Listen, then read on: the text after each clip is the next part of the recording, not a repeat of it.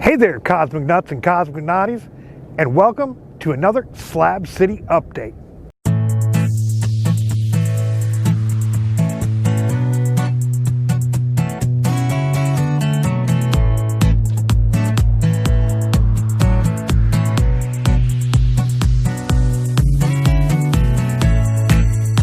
So yeah, the season's definitely starting to pick up.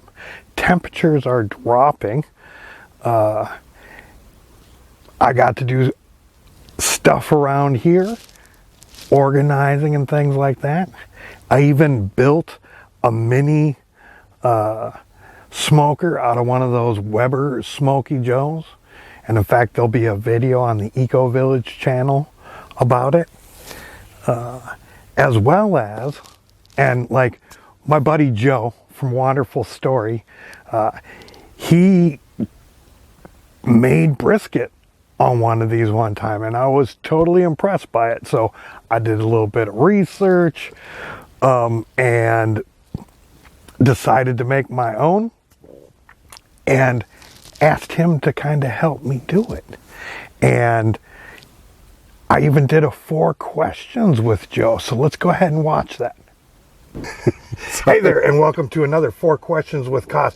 We have Joe from Wonderful Story here with us today. Joe, why don't you tell us a little bit about yourself? Hey, how you guys doing? I live at Spaceport 42. It's a camp over here in Slabs. I've kind of been building it and doing things with it for 3 years here, on and off. And Wonderful Story is just like a channel of me wandering around and telling my journey.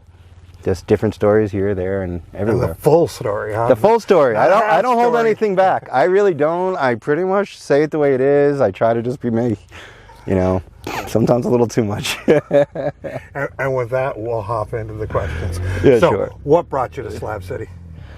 You know, I was camping up in Quartzsite, which is in Arizona, like a couple hours from here, 2-3 hours. And I was there for a while. They have a bunch of BLMs and LTVAs. That's Bureau of Land Management areas that you can just camp on.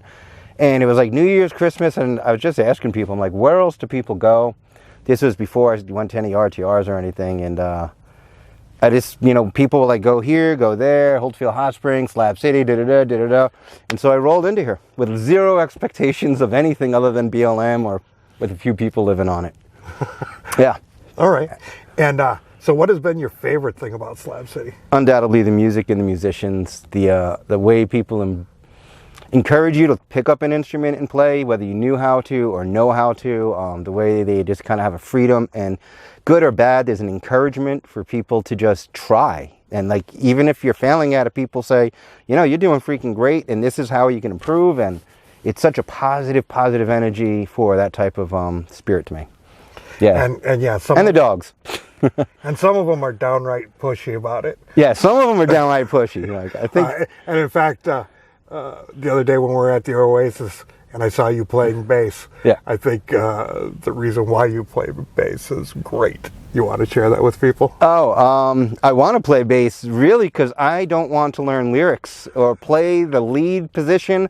I don't want to go up there and be the guy in the front mic. I kind of just want to thump along with some of the musicians and use some of my drum skills and just tune along to them. Yeah, I literally don't have the desire to be that front man. But people are like, you should challenge yourself, and maybe I will just to appease them, but it's not even appeasing anything in my soul at that point.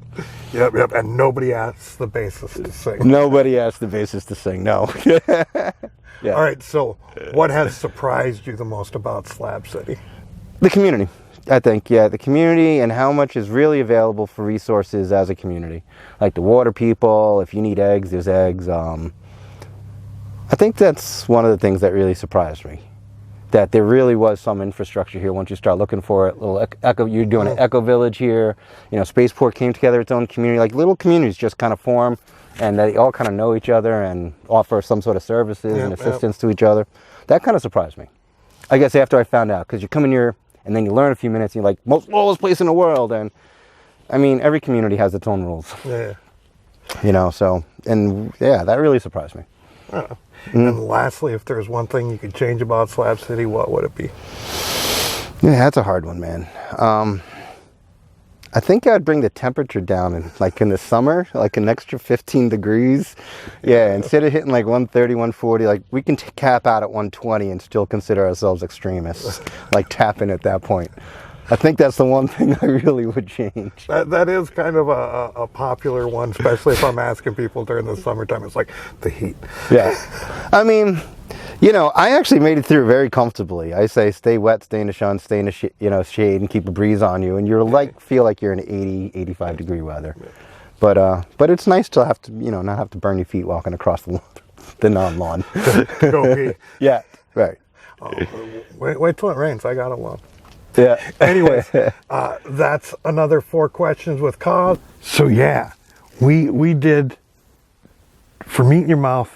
I mean, I just came off the doing the burgers for the folks, and that took 3 hours. It was a long time. I wanted to have, you know, everybody be able to eat at once.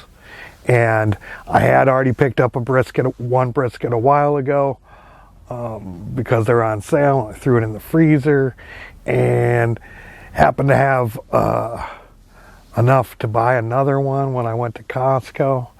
And Joe said he'd be willing to come over and help, so he brought his smoker over. I set up my smoker. I gave him the bigger brisket, and it was also USDA Prime, where mine was smaller and was USD Choice. I mean, he's got the experience, right? So he actually walked me through the whole process, and we started at well, we actually put them on the smoker at midnight on Monday to have it ready for 6 p.m. What is that?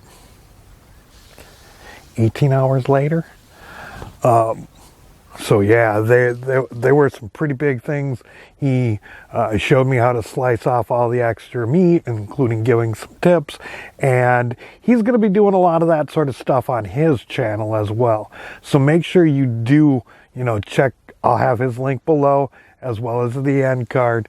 Make sure you go check out his channel and wait for on how to cook a brisket, because I mean, that thing was delicious. It was one of the biggest turnouts that I've had at the house as well. We polished off 31 pounds of brisket like that. I made Brussels sprouts, balsamic Brussels sprouts with bacon, and this potato dish that I messed up. I was too rushed and didn't get the instructions properly, skip lots of steps, but it was still totally edible.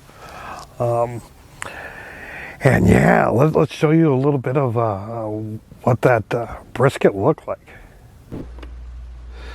All right, so this is my first brisket that I've ever done, including inside that little mini cooker that I made, and it's hit the internal temperature of around 165.